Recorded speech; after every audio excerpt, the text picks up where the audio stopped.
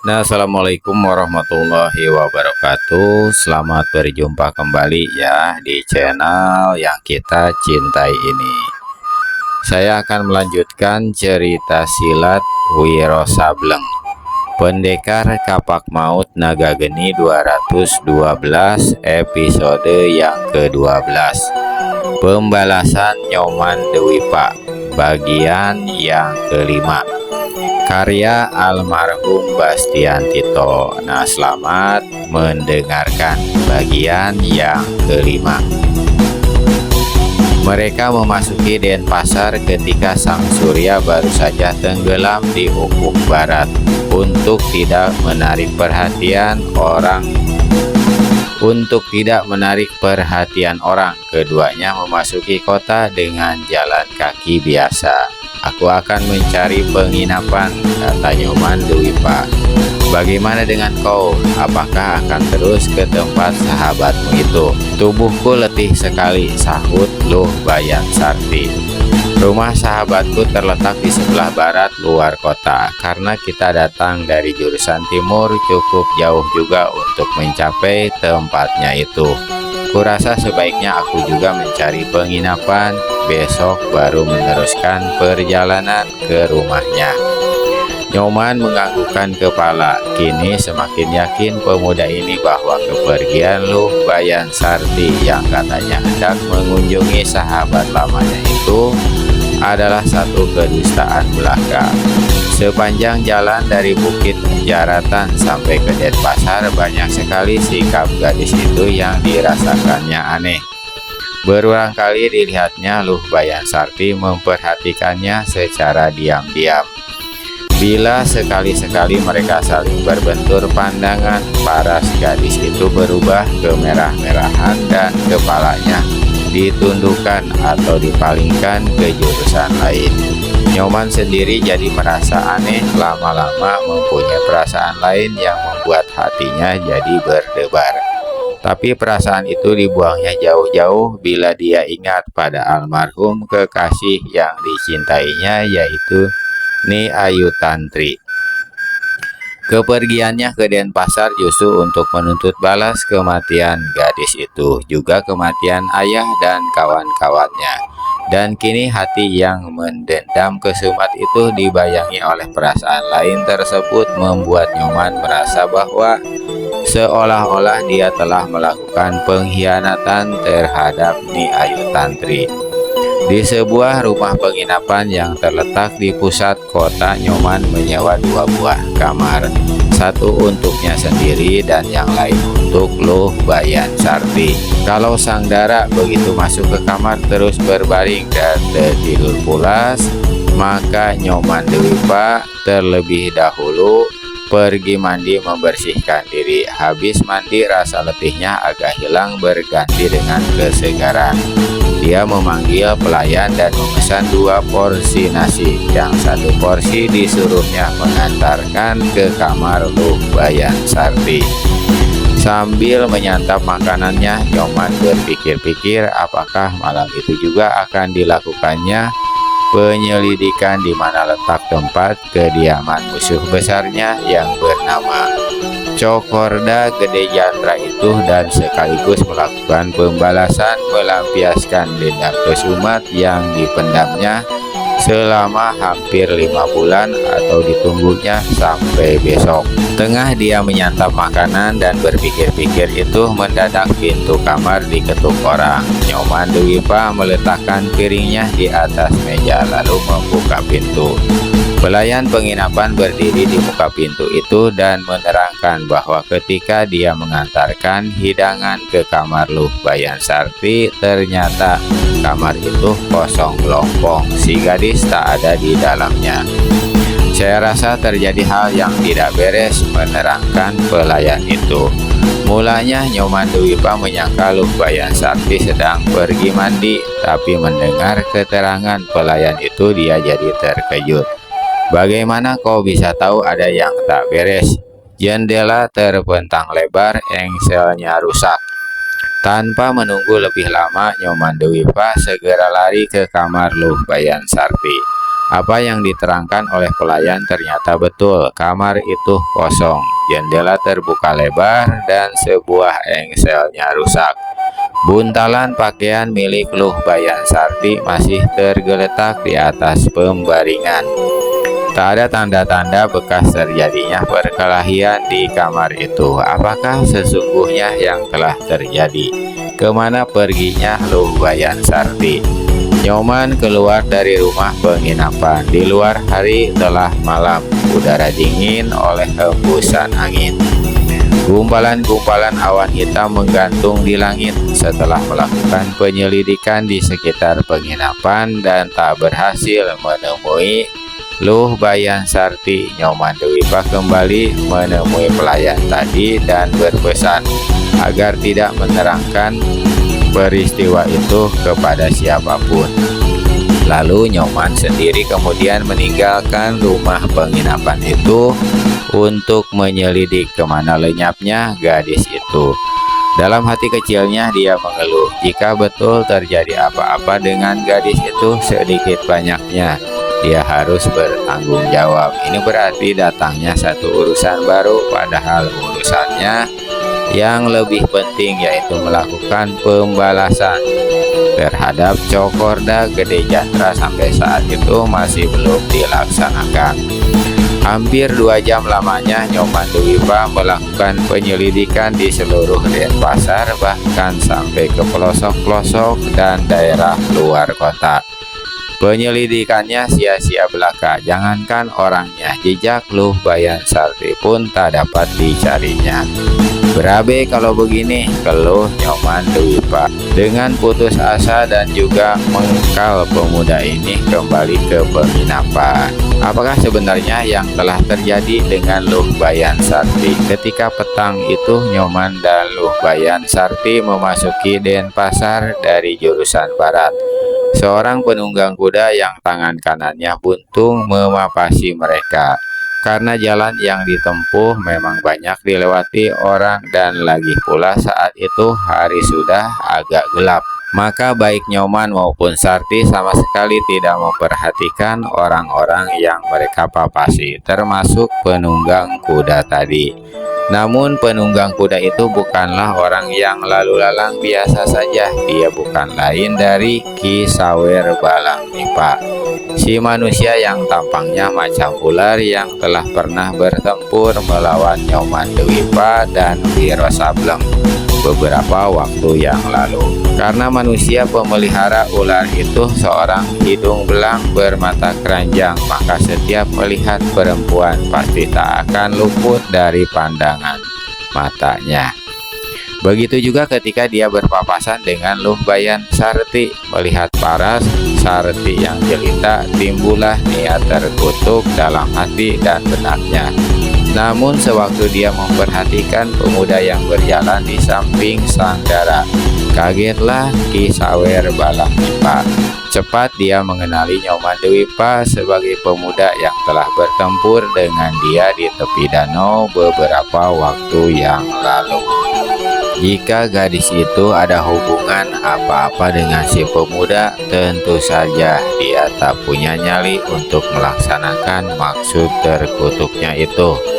Tapi sebagai seorang yang licik, Ki Sawer Balang Nipa punya 1001 macam akal. Sengaja dia melewati kedua orang itu sampai beberapa jauhnya, kemudian berbalik kembali dan mengikuti Nyoman serta Sarti secara diam-diam. Dia sudah menyusun rencana sebagai berikut. Mula-mula akan diculik gadis berpakaian hitam yang sangat menarik hati dan merangsang nafsu bejatnya itu. Bila dia sudah dapatkan itu gadis, akan dihubunginya beberapa tokoh-tokoh silat yang berada di Denpasar. Lalu bersama-sama mereka akan mendatangi pemuda itu untuk melakukan pembalasan atas kekalahannya tempo hari dalam pertempuran di tepi danau. Sewaktu melihat kedua orang itu memasuki sebuah penginapan, Ki Sawer Balang Nipa berpendapat inilah kesempatan yang baik baginya untuk segera melaksanakan niat busuknya itu.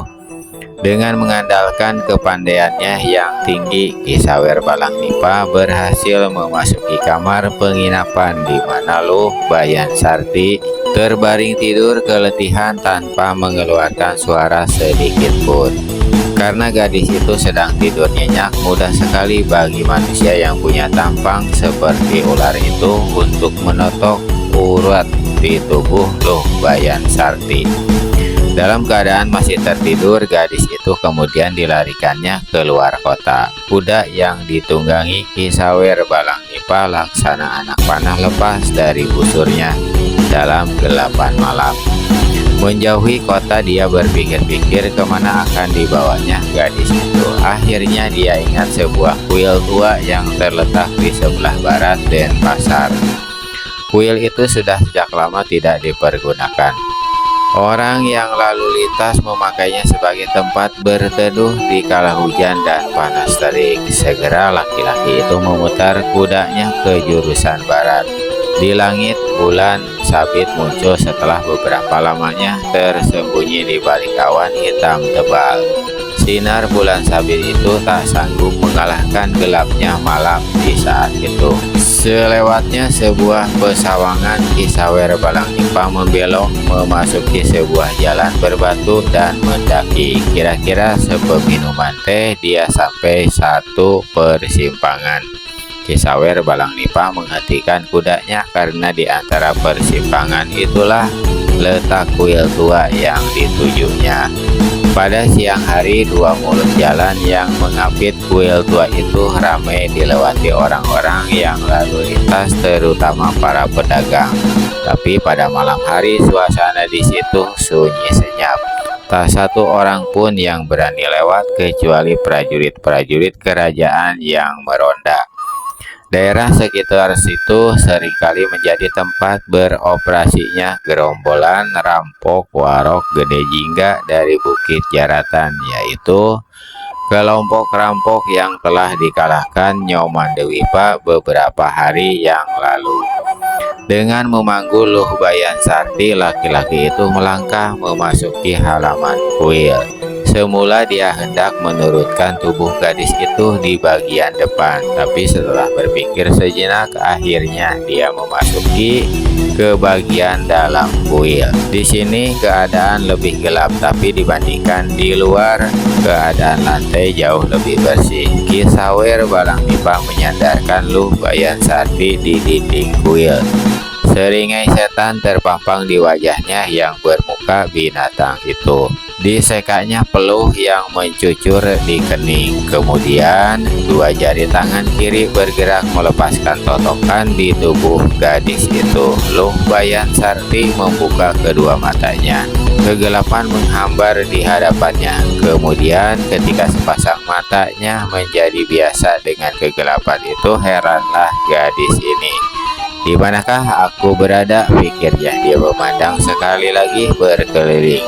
Tiba-tiba tersentaklah dia karena tidak dinyananya kalau saat itu dekat sekali di hadapannya duduk mencangkung sesosok tubuh yang hitam pekat ditelan kegelapan.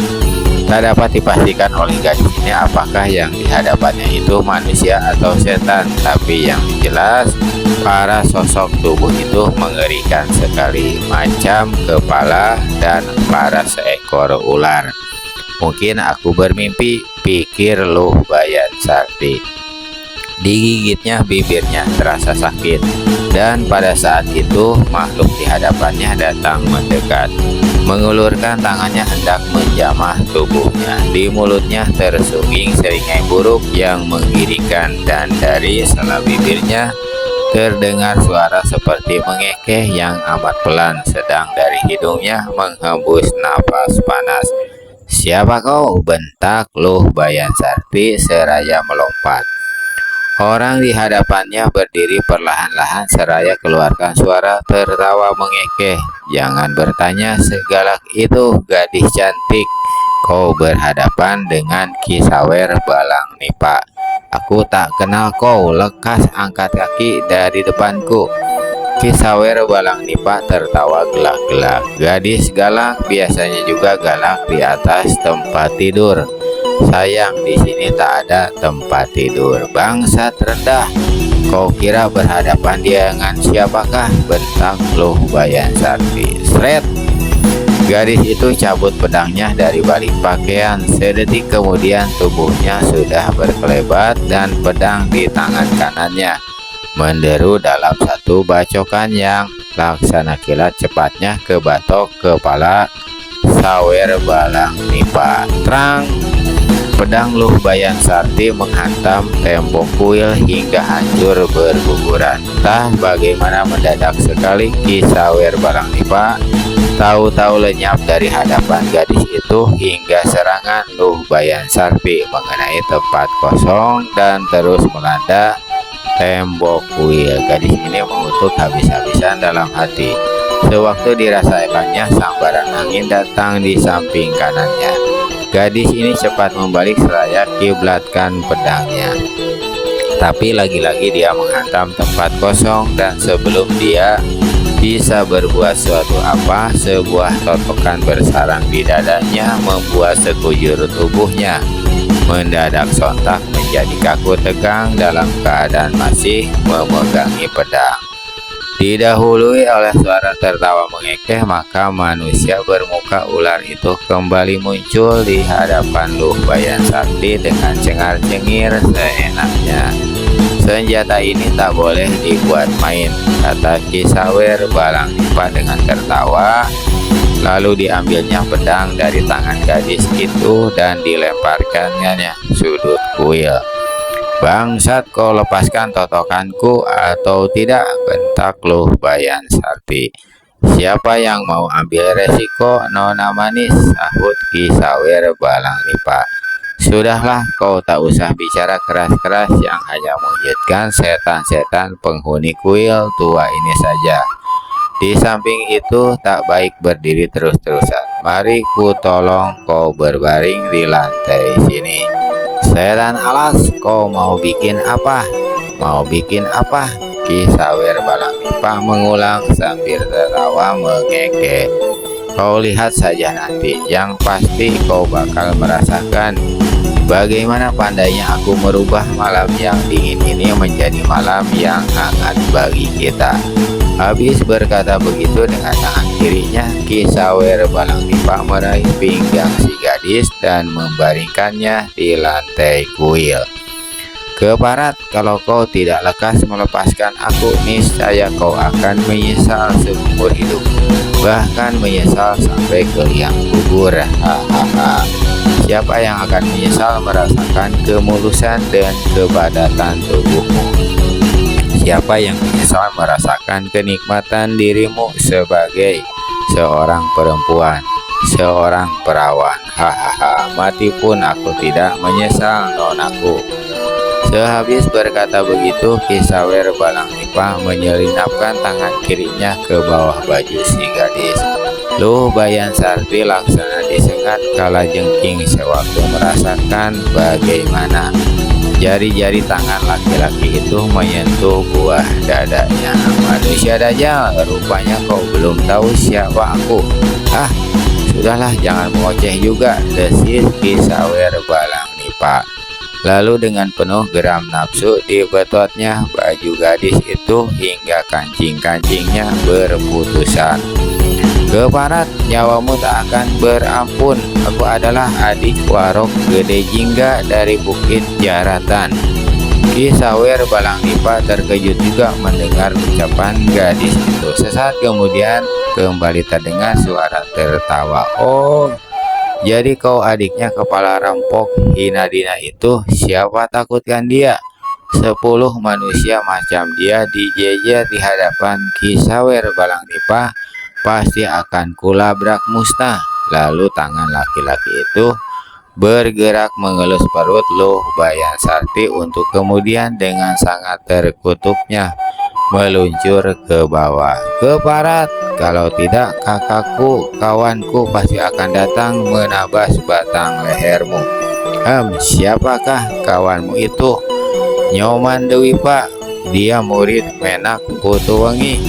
Jangan menipuku, Menak Putuwengi sudah sejak lama lenyap, sudah mampus.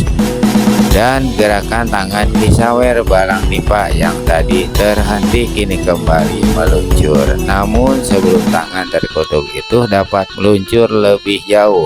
Satu bentakan menggeledek dari ruang depan. Terkutuk di tempat suci berani bikin kotor. Terdengar satu suyulan melengking langit dan berbarengan dengan itu selari angin keras dan dingin menggigitkan menyambar ke arah batok kepala Ki Sawer Balang Nipa.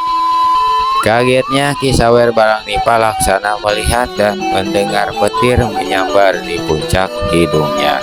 Kalau saja dia tidak cepat menjatuhkan diri dan bergulingan di lantai kuil, pastilah kepalanya tak bisa diselamatkan dari hantaman angin dahsyat tadi. Begitu berdiri, begitu dia membentak.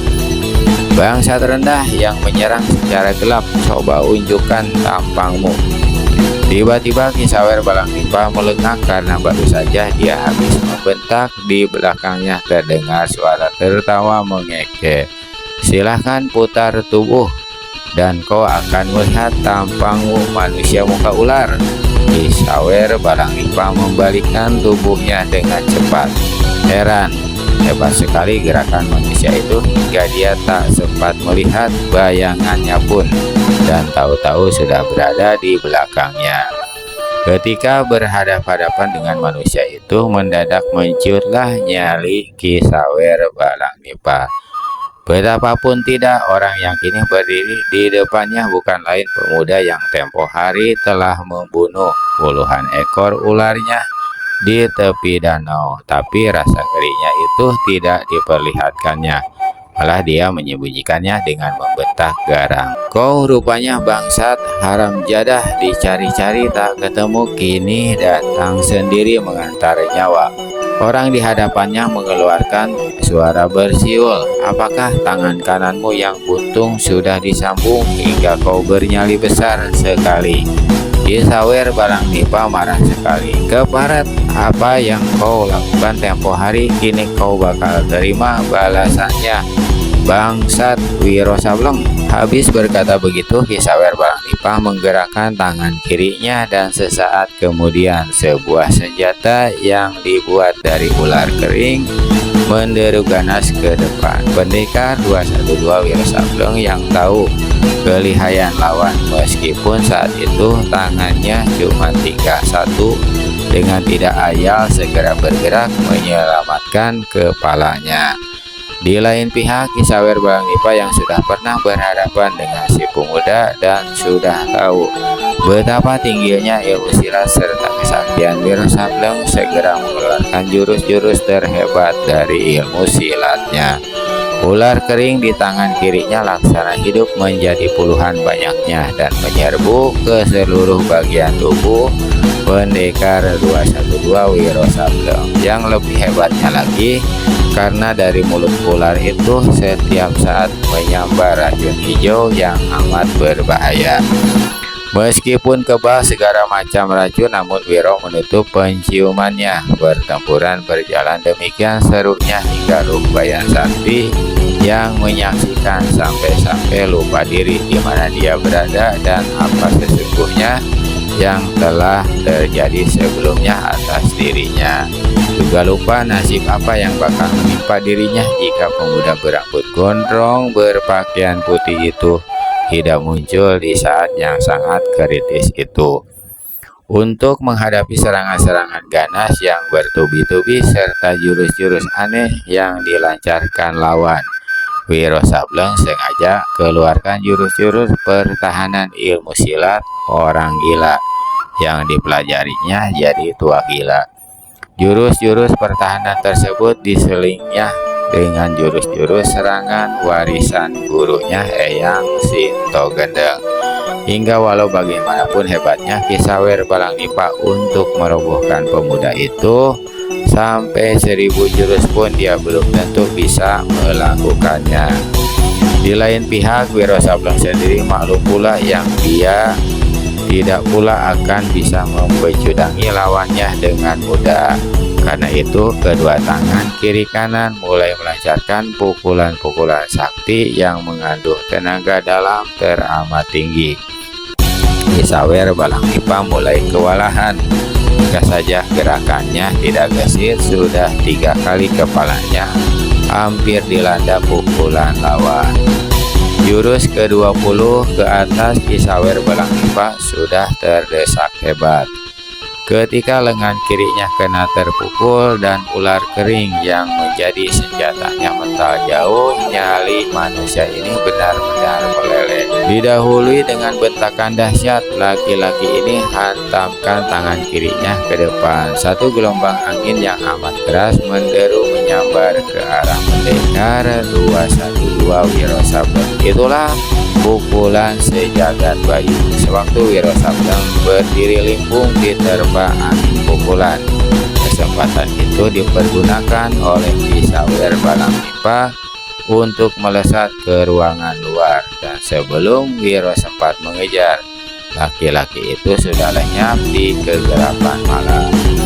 Pendekar 212 Wiro Sableng merutuk habis-habisan. Baginya manusia semacam Ki Sawer Balangpipa, tukang rusak kehormatan perempuan itu, tak ada pengampunan, apalagi mengingat pertempuran tempo hari di tepi danau. Tapi saat itu dia tak bisa berbuat sesuatu apa, karena lagi-lagi Ki Sawer Balangpipa berhasil pula melarikan diri. Wiro Sableng masuk ke dalam kuil tua kembali dan melangkah ke tempat di mana Luh Bayan Sarti terbujur dengan dada tiada tertutup dan celana panjangnya merorot turun.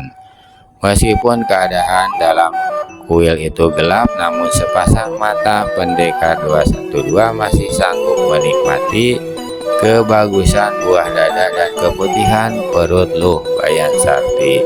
Dengan mempergunakan jari-jari tangan kirinya, Wiro kemudian melepaskan totokan di tubuh sang dara. Begitu tubuhnya terlepas dari totokan, secepat kilat Luh Bayan Sarti melompat merapikan baju dan celana hitamnya. Pemuda tak dikenal, terima kasih atas pertolonganmu. Harap kau sudi memberitahukan nama, kata Luh Bayan Sarti bila pakaiannya sudah rapi. Aku Wiro Sableng, kau siapa? Luh Bayan Sarti, jawab si gadis memberitahukan namanya. Sekali lagi terima kasih. Lalu gadis itu melompat ke pintu kuil. Hai, tunggu dulu, seru Wiro Sableng mengejar. Sekali lompat saja dia sudah berada di hadapan gadis itu. Ada apa? Tanya Luh Bayan Sarti. Mohon dimaafkan kalau aku tak bisa bicara lama-lama dengan kau. Itu bukan aku tidak tahu diri dan tak menghargai pertolonganmu, tapi karena aku harus cepat-cepat kembali ke kota. Wiro Sableng garuk-garuk kepalanya yang berambut gondrong. Waktu aku sampai ke sini, tadi kau dengar kau menyebut-nyebut nama Nyoman Dewipa. Apa sangkut pautmu dengan pemuda itu? Luh Bayan Sarti tak segera menjawab. Di tengah perjalanan ke Denpasar, Nyoman Dewipa menuturkan kepadanya tentang dendam kesumatnya terhadap seorang pemuda yang telah membunuh kekasihnya. Nyoman tidak menerangkan siapa nama pemuda itu. Tak bukan mustahil pemuda yang berdiri di hadapannya saat itu adalah musuh besar Nyoman Dewipa. Kalau tidak, mengapa dia bertanya apa sangkut pautnya dengan Nyoman Dewipa? Katakan dulu apa hubunganmu dengan Nyoman Dewipa, ujar Luh Bayan Sarti. Wiro kerenyitkan kening dan kembali menggaruk kepalanya. Dia tadi bertanya, tapi malah dijawab dengan balik bertanya. Dia sahabatku, jawab Wiro. Betul. Wiro tertawa dan berkata, ada alasan yang membuat kau tak percaya ucapanku. Walau bagaimanapun baru kali ini aku kenal kau. Pasti kau adalah Tuhan penolongku. Jangan sebut-sebut soal pertolongan itu. Yang penting terangkan di mana Nyoman Dewipa berada saat ini. Aku ingin bertemu dengan dia. Kenapa ingin bertemu? Kau sangat curiga terhadapku. Dua sahabat ingin bertemu, apa ada larangan? Kalau aku seorang gadis cukup pantas kau tidak menyukai perbuatanku dengan pemuda itu. Tapi toh aku ini laki-laki sama seperti Nyoman. Kau tahu sahabatku itu datang ke Denpasar untuk mencari musuh besarnya, seorang pemuda yang telah membunuh kekasihnya. Dan kau menduga aku orangnya yang menjadi musuh besar Nyoman Dewipa itu. Wiro Sableng lantas tertawa gelak-gelak, lalu diceritakannya pada Luh Bayan Sarti bagaimana pertama kali dia bertemu dengan Nyoman dan sama-sama bertempur melawan Ki Sawer Balangdipa. Justru aku dalam perjalanan ke Denpasar mencari dia untuk menanyakan bagaimana penyelesaian persoalan itu. Kalau begitu kita sama-sama ke Denpasar, kata Luh Bayan Sakti. Wiro menyetujui. Kedua orang itu kemudian berangkat ke Denpasar. Mereka sampai di Denpasar menjelang tengah malam. Penginapan sunyi senyap, hanya di beberapa bagian saja kelihatan lampu masih menyala. Seorang pelayan membukakan pintu depan sewaktu diketuk oleh Luh Bayan Sarti. Setengah mengantuk, pelayan itu berkata, "Semua kamar terisi, harap cari saja penginapan lain." "Aku memang menginap di sini sebelumnya," jawab Luh Bayan Sarti. Diterangkannya bahwa dia dari luar kota menemui seorang kawan. "Dan saudara ini?" tanya pelayan seraya menunjuk pada Wiro Sableng. "Dia bisa tidur sekamar dengan kawanku yang juga sama-sama menginap di sini," sahut Luh Bayan Sarti. Pelayan penginapan kemudian membukakan pintu lebar-lebar dan mempersilahkan kedua orang itu masuk.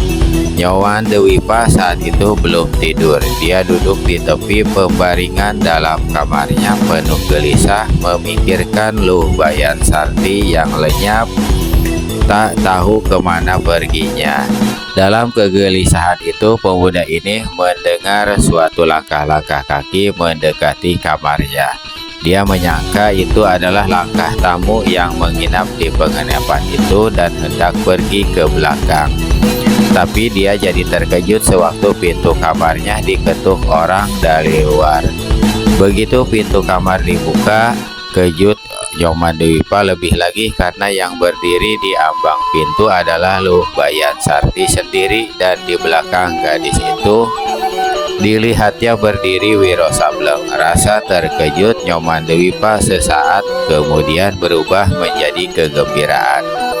Karena kurang baik bicara bertiga-tigaan di dalam kamar, maka Nyoman mengajak kedua orang itu ke tempat penerimaan tamu. Dan di sini dia minta agar Luh Bayan Sarti menceritakan apa yang sesungguhnya yang telah terjadi. Bukan main geram dan marahnya Nyoman Dewipa sewaktu mendengar bahwa Ki Sawer Balangdipa lah yang telah membuat gara-gara, menculik Luh Bayan Sarti dan hampir berhasil merusak kehormatan gadis itu jika sekiranya Wiro Sableng tidak kebetulan lewat di depan kuil tua dalam perjalanannya ke Denpasar. Bangsat muka ular itu tidak sukar untuk mencarinya, kata Wiro. Tapi bagaimana persoalanmu dengan orang yang bernama Cokro Gede Yantra itu? Sebenarnya aku bermaksud mengadakan penyelidikan malam ini jika saja tidak terjadi peristiwa yang menimpa Luh Bayan Sarti. Besok pagi akan segera kucari keterangan di mana tempat kediamannya. Bagaimanapun nyawa busuk manusia yang satu itu tak bakal lepas dari kematian. Karena hari sudah jauh malam, ketiga orang itu meninggalkan ruang tamu. Luh Bayan Sarti kembali ke kamarnya, sedang Wiro menumpang tidur di kamarnya Nyoman Dewipa. Menjelang dini hari, hujan rintik-rintik turun membasahi Denpasar. Dinginnya udara bukan alang kepalang membuat setiap orang yang seharusnya sudah bangun saat itu menyelimuti tubuhnya kembali dan meneruskan tidur. Beberapa saat kemudian fajar pun menyingsing bersamaan dengan munculnya sang surya di sebelah timur. Hujan rintik-rintik pun berhenti. Udara kini kelihatan cerah terang benderang. Suasana dingin diganti dengan kehangatan sinar sang surya yang segar. Di jalan-jalan dalam kota Denpasar mulai kelihatan kesibukan orang-orang dan kendaraan-kendaraan yang lalu lintas. Di bagian barat kota, 2 orang pemuda dan seorang gadis kelihatan melangkah cepat menuju ke pusat Denpasar yang ramai. Gadis berpakaian hitam bukan lain adalah Luh Bayan Sarti. Pemuda yang berpakaian putih ialah pendekar 212 Wiro Sableng.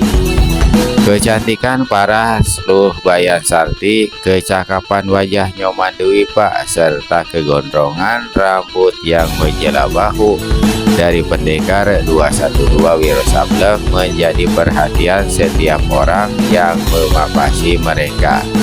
Kebanyakan orang segera memaklumi bahwa ketiga orang muda itu adalah orang-orang dari dunia persilatan. Menyaksikan orang-orang persilatan di dalam kota Denpasar bukan soal baru lagi, karena memang banyak dari mereka yang memasuki kota untuk mengurus keperluan. Bahkan di Denpasar sendiri terdapat beberapa perguruan silat, sedang di luar kota terletak sebuah gedung besar tempat berkumpul tokoh-tokoh silat yang terkenal di kota itu dan dari lain-lain kota di Pulau Bali. Nyoman Dwipa telah mendapatkan keterangan di mana letak rumah kediaman musuh besarnya yang bernama Cokorda Gede Jantra. Kesanalah ketiga orang menuju di pagi hari itu. Pintu halaman yang merupakan sebuah pintu gerbang besar dari gedung kediaman Cokro Gede Jantra masih terkunci. "Kita dobrak saja," kata Nyoman Dwipa seraya siap hendak menendang pintu gerbang itu dengan kaki kanannya. "Jangan," kata Wiro cepat. "Itu akan menarik perhatian orang. Jangan lupa bahwa di Denpasar ini terdapat juga tokoh-tokoh silat kelas 1. Siapa takutkan mereka?" sahut Nyoman beringas karena dia sudah tak sabaran untuk segera melampiaskan dendam kesumatnya. "Bukan itu soalnya Nyoman, jika tokoh-tokoh itu ikut campur sebelum kau berhasil membalaskan sakit hatimu, berarti cukup besar juga halangan bagimu. Sebaiknya selagi tak ada orang sekitar sini kita melompat saja. Tembok itu tak seberapa tingginya." Nyoman menyetujui pendapat Wiro. Dengan mengandalkan ilmu meringankan tubuh masing-masing, ketiga orang itu pun melompat tembok dan sampai di halaman dalam tanpa kaki-kaki mereka menimbulkan suara sedikit pun sewaktu menyentuh tanah. Gedung besar tempat kediaman Cokorda Gede Jantra berada dalam keadaan sunyi senyap. Mungkin penghuninya masih tidur. Namun saat itu pintu samping tiba-tiba terbuka dan seorang laki-laki separuh baya berpakaian bagus muncul membawa 2 ekor ayam jago yang dikembitkan di ketiak kiri kanan. Orang ini menghentikan langkah dan memandang heran campur kaget pada Nyoman Dwipa dan 2 orang lainnya. Dia mengerling sekilas pada pintu gerbang dan jelas dilihatnya pintu itu masih dipalang dari dalam. Tak dapat tidak, ketiga manusia tak dikenal itu pasti memasuki halaman gedung dengan jalan melompat. "Orang-orang muda, kalian siapa?" orang ini bertanya. "Katakan dulu dengan siapa kami berhadapan," jawab Nyoman Dwipa. "Aku Cokorda Gede Anyer, pemilik gedung ini." Rahang Nyoman Dwipa terkatup rapat-rapat lalu mulutnya terbuka. "Jika kau bangsawan yang bernama Cokorda Gede Anyer itu," ucapan ini disertai dengan suara mendengus. Harap kalian menerangkan siapa kalian adanya dan punya maksud apa memasuki rumah orang pagi-pagi begini secara tidak hormat. Nyoman Dewipa menyeringai, rupanya kau masih memandang tinggi nilai-nilai kehormatan Gede Anyar. Paras Cokorda Gede Anyar berubah. Apa maksudmu orang muda? Dia bertanya. Masih ingat pembunuhan yang kau lakukan atas diri Ikrambangan dan beberapa orang kawan-kawannya sekitar 5 bulan yang lewat? Cokorda Gede Anyar terkejut, betul-betul terkejut dia kini karena pertanyaan itu sama sekali tak diduganya. Sesudah peristiwa itu terjadi, sebenarnya bangsawan ini merasa menyesal sekali. Dan hari ini muncul seorang pemuda dengan 2 orang kawannya mengungkap kembali persoalan yang sebenarnya sudah dilupakannya. Sekurang-kurangnya diusahakannya untuk melupakan. Apa sangkut pautmu dengan peristiwa itu orang muda? Tanya bangsawan tersebut. Matanya mengawasi ketiga orang itu, terutama Nyoman Dewipa. Apakah kau anaknya Ikrambangan yang datang untuk menuntut balas? Jadi kau siapa? Pembalasan juga bisa dilakukan oleh orang yang dinamakan kebenaran. Kau dengar Cokorda Gede Anyar? Hari ini kebenaran datang untuk meminta tanggung jawab atas nyawa-nyawa manusia yang pernah kau bunuh 5 bulan yang lalu. Kalau kau tak ada sangkut pautnya dengan peristiwa itu, mengapa kini kau muncul untuk minta pertanggungan jawab segala? Ujar Cokorda Gede Anyar. Setiap kebenaran selalu mempunyai sangkut paut dengan kejahatan, jawab Nyoman Dewipa seraya melontarkan senyum mengejek. Cokorda Gede Anyar tertawa, tapi tertawa pahit. Setelah menarik napas panjang, dia pun berkata, sebenarnya aku menyesal terjadinya hal itu, tapi keadaan memaksaku untuk berbuat begitu. Penyesalan selalu datang terlambat. Cokorda Gede Anyar, kalau tidak terlambat namanya bukan penyesalan, kata Nyoman Dewipa pula. Ucapan-ucapan yang dilontarkan Nyoman Dewipa sejak tadi tak ubahnya, seperti pukulan-pukulan berat yang menghujam batin bangsawan itu. Sekarang apa maumu orang muda? Apakah kau sebagai seorang laki-laki masih mempunyai hati jantan untuk bertempur sampai beberapa puluh jurus guna mempertanggungjawabkan perbuatanmu tempo hari? Cokorda Gede Anyar tertawa getir.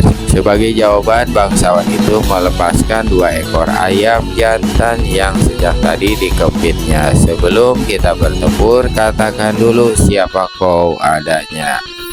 Namaku Nyoman Dewipa. Krambangan adalah calon mertuaku. Cuma baru calon, ejek Cokorda Gede Anyar yang membuat wajah Nyoman Dewipa menjadi merah. Kedatanganku ke sini juga untuk mencari anakmu yang bernama Cokorda Gede Jatra, karena dialah kekasihku menemui kematian setelah sebelumnya dirusak kehormatannya. Di mana anakmu itu sekarang? Cokorda Gede Anyar memutar otaknya dengan cepat lalu menjawab, anakku berada di Gedung Putih. Jika kau punya nyali silahkan datang ke situ. Tapi itu pun jika seandainya kau masih punya nyawa setelah bertempur denganku. Nyoman Dewipa tertawa menggeram lalu mencabut tongkat bambu kuningnya. Cokorda Gede Anyar sendiri segera pula mencabut senjatanya, yaitu sebilah keris kuning berelok 12. Apakah kau akan maju bertiga? Tanya bangsawan itu. Aku tidak sepengecut yang kau kirakan Gede Anyar. Dulu ku dengar kau menghadapi Ikrambangan bersama seorang kaki tanganmu. Kalau dia ada di sini cepat panggil biar dapat ku bereskan sekaligus. Jangan terlalu congkak anak muda, aku sendiri pun mungkin cuma 10 jurus bisa kau hadapi. Mulailah. Kau yang hendak mampu silahkan mulai lebih dulu, kata Nyoman Dewipa penuh penasaran karena ucapan ayah musuh besarnya itu. Senyum mengejek lenyap dari bibir Cokorda Gede Anyer pada saat laki-laki itu menerjang ke muka. Keris di tangan kanan berkelebat dan berderu ke arah dada Nyoman Dwipa, lalu membabat tenggorokan dengan teramat cepatnya, hingga hanya sinar senjata itu saja yang kelihatan.